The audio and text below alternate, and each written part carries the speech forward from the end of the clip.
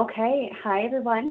Welcome back to Dear HR Insider, where we take your real workplace questions and get expert insight from our HR pros. Today's episode is all about activating culture in divisive times because many companies are really feeling that strain right now. People are stressed, disconnected, and sometimes they're even divided. To talk about it, we are joined by a very special guest today, Shaq Anthony, a culture change leader at our region's largest major health system. Shaq brings valuable perspective on culture, core values, and building connected teams. And of course, we're also joined by Lisa Cooper, our president and founder at Cooper People Group. Shaq, thank you so much for being here. We are so excited to have you. I'm excited to be here. Thank you for having me. It's always good to be with friends and family. So excited to be Yeah, and here. this is an important conversation too. Absolutely. Very much so. Wonderful. So Shaq, here's kind of what we're hearing from our leaders right now. We want a strong culture and we have our core values posted on the wall, they're on our website, but it doesn't always feel like they're showing up on the day-to-day. And right now, people are feeling disconnected and sometimes even that division. How do you recommend we activate our culture in a meaningful way and help people feel connected during the divisive times? Ooh, that's a great question. And that's, it's a great question. And it's a common barrier and I think challenge for many leaders and organizations. So I have been working on a framework that I kind of use when it comes to activating culture around the three C's. I call it the three C's framework when it comes to activating cultures. Number one is clarity. Right? You have to define your culture in actionable terms. And I'm of the mind that people they can't embody or they can't do what they don't understand. You know what I'm saying? Like they can't do that. And then the connection piece is linking the work to the purpose of the culture, right? So culture activated when people see how their daily work decisions and interactions contribute to something larger than themselves. And last but not least is consistency. So when you embed the culture into the systems and symbols, culture becomes credible in that space. And it's only credible when it's reinforced consistently, not just socially or structurally. And I think when you bring all three of those conditions together, I think culture goes from being something we just talk about to something people feel and experience and can rally around. Yeah, it's so insightful. I think it truly is a system. I love how you phrase that up. Um, in your experience, Shaq, like who really owns culture, right? Is that leaders? Is that frontline folks? Is that HR? Is that our job, right? Like where does the culture accountability really live? Oh, that's a great question. And I'm trying to figure out how I want to answer that question because I have a lot of thoughts about that. Culture is everybody's job. Mm, It's everybody's job. Everybody plays a role in culture. And here's why I say that, right? How you think, how you behave, how you interact, how you engage affects what it feels like to be in your organization. So from the front line to the top line and everything in between, everybody has a role in that because how you show up affects what it feels like to be in the organization. So I do feel like everybody owns culture. And then at the same time, I also feel like culture is leader directed, but bottom up created. You know what I'm saying? Like, oh, so yes. leaders play a role in modeling. You have to demonstrate what you want duplicated. So leaders have to model it, but at the same time, you have these great people who are closest to the work that are creating that experience. So when your people come in for your service or for whatever your organization does, their first touch point is who, right? And so making sure that it is created and it is carried at the lower levels of the organization.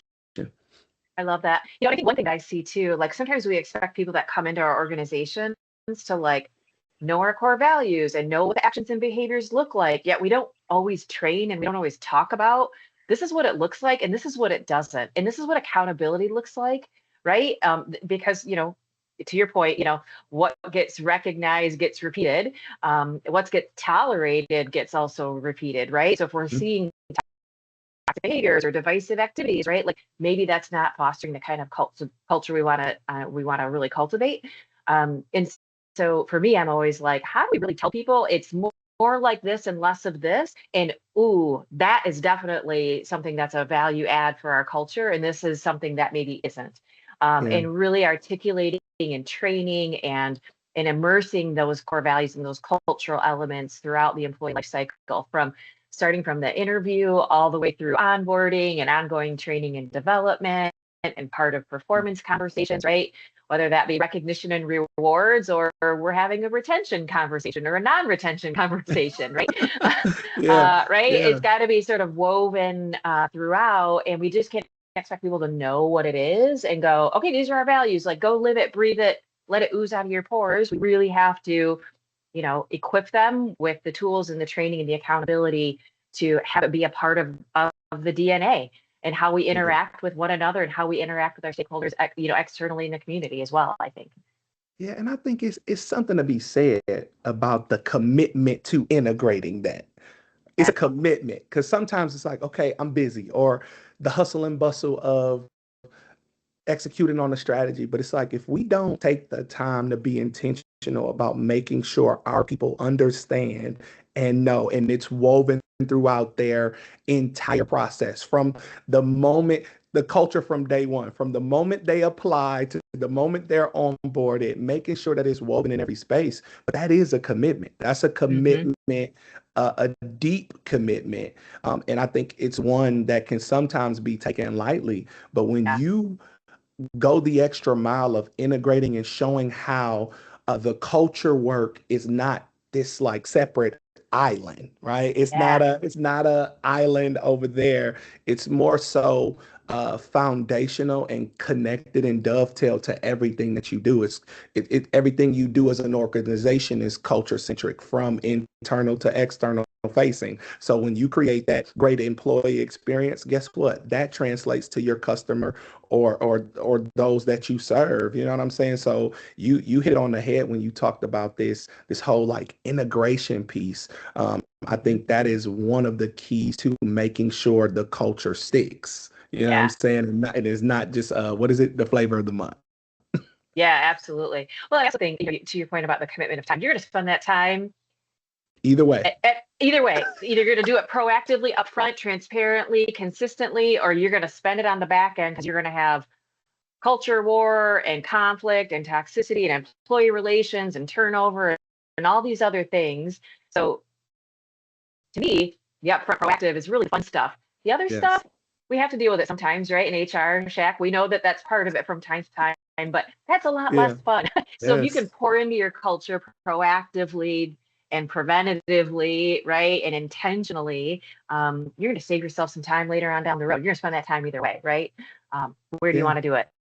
On the front Where end do or the you back want to end? spend it? Yes, Yep. that's great. I love that. This is such a fun conversation. I appreciate you sharing your insights. I know you're doing a big heavy lift over at Well Health and trying to really articulate and enhance and develop the culture. And the work is never done, right? You've never fully arrived. The journey continues. So thank you for being on today's show. It was wonderful to have you, Shaq. I look forward to continuing the conversation and collaborating with you now and in the future. So thanks for sharing your expertise with us and all of our listeners here today. Thank you for having me. Okay, great. Thank you so much, both of you, for this timely conversation. I think it's so important where we are right now to have these open conversations and be strategic about the cultures that we're setting in our workplaces. I think we've all worked in places where the culture wasn't quite there, and we certainly probably don't want to relive that. So this advice, the strategies, the intention is very important. And thank you, everybody, for tuning in to Dear HR Insider.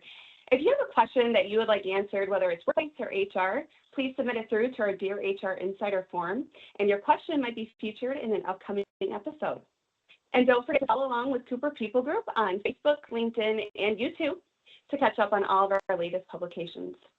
If you would like to connect with Shaq, I will provide his contact information in the description of our publication. Thank you all. We'll see you next time.